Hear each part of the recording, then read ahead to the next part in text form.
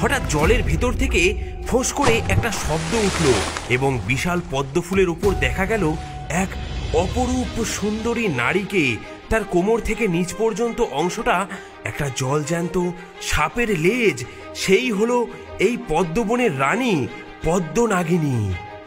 আমার রাজ্যে স্বাগতম মানুষেরা, তোমরা পথ হারিয়েছ। হ্যাঁ মা, আমরা ডাঙার খোঁজে বেরিয়েছি, দয়া করে আমাদের পথ দেখান। পথ দেখানো সহজ নয়।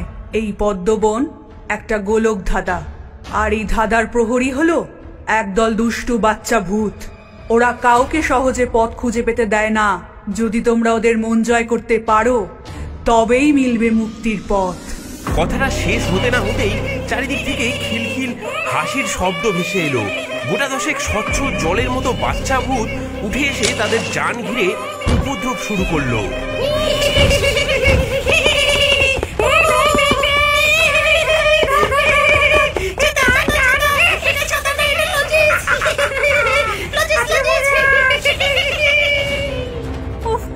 কি অসভ্য ছেলে মেরে বাবা! এই এই এই এই বাচ্চাগুলো, এই এই নাম নাম আমার কয় থেকে নাম নামতে বলেছি, দেব ধাক্কা মেরে ফেলে। দাঁড়া দাঁড়া, তোরে ধরে আমার খিচুড়ির মধ্যে ছেড়ে দেবো। নাম। কিন্তু টুপুর ভয় না পেয়ে অবাক হয়ে তাদের দেখছিল। একটা বাচ্চা ভূত যখন তার লাল ফিতে ধরে টান দিল, টুপুর রাগ না করে হেসে ফেলল। টুপুর তার ছোট্ট পুটুলি থেকে একটা আধ খাওয়া বিস্কুট বের করে ভূতেদের দিকে বাড়িয়ে দিল। নে, খাবি? বাচ্চা ভূতেরা অবাক হয়ে বিস্কুটটা নিল, আর দেখা দেখি বাকি ভূতেরাও টুপুরের চারপাশে ভিড় করলো। আমার সাথে খেলবি? এটা আমাদের ঘর, তোরা আসবি? বাচ্চা ভূতেরা আনন্দে খিলখিল করে হেসে উঠল।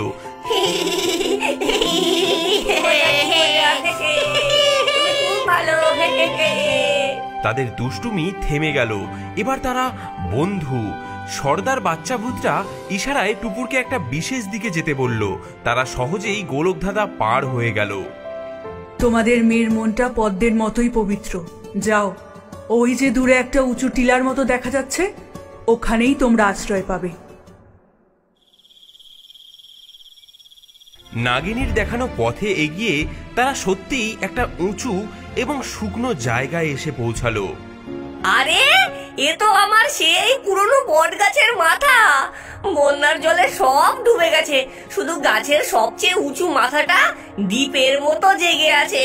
আমরা ডাঙা পেয়েছি গো, আমরা ডাঙা পেয়েছি। ডাঙা তো পাওয়া গেল, এবার চাল ডাল বের কর। আমার সেই স্বর্গের খিচুড়ি চাই, এক্ষুনি চাই। গাছের ডালপালা জোগাড় করে উনুন ধরানো হলো। খেদি পেতনির বিশাল কড়াই সেই উনুনে চাপানো হলো। কিছুক্ষণের মধ্যেই খিচুড়ির গন্ধে গোটা এলাকা ম ম করতে লাগলো।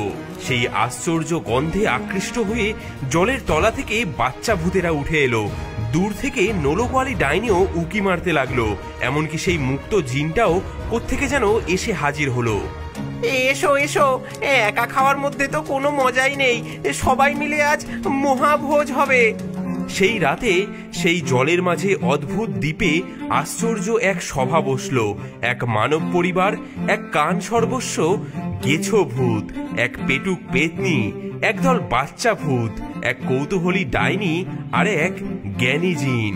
সবাই মিলে গরম গরম খিচুড়ি খেলো।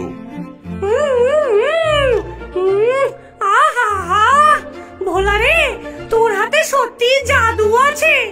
এই বাড়িটা শুধু আমাদের আশ্রয়ই দেয়নি, দিয়েছে এক নতুন এবং অদ্ভুত পরিবার। বন্যায় হয়তো তাদের সবকিছু কেড়ে নিয়েছিল, কিন্তু বিনিময়ে দিয়ে গেছে এমন এক রোমাঞ্চকর অভিজ্ঞতা যা তারা কোনো দিনও ভুলবে না। আর তারপর তারা ওখানেই থেকে গেল যতদিন না বন্যার জল নামলো। সেই উঁচু দ্বীপে ছাতার বাড়ির নিচে তাদের সেই অদ্ভুত বন্ধুদের নিয়ে ভোলার এক নতুন সংসার শুরু হলো। সে এক মজার সংসার বটে।